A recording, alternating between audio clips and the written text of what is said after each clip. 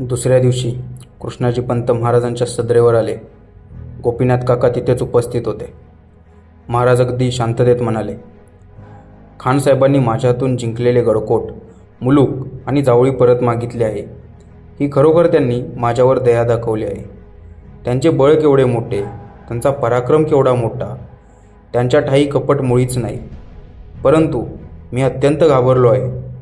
खानसाहेबांनी मला वाईद भेटण्यासाठी बोलवलं आहे, परंतु मला भीती वाटते. महाराजांनी कृष्णाजी पंतांकडे पाहिलं. खानसाहेब जावळीत आले तर माझे वैभव वाढेल.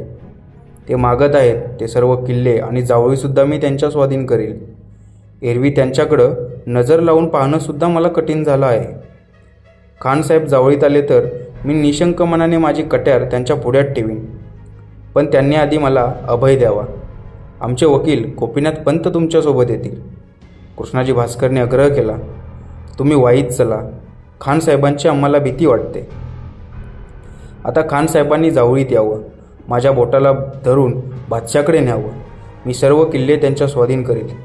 खानसाहेब आम्हाला वडिलांसारखे आहेत, त्यांनीच इथं यावं. असा हट्टहास महाराजांनी धरला. कृष्णाजी भास्कर म्हणाले, हे सर्व खानसाहेबांना सांगतो.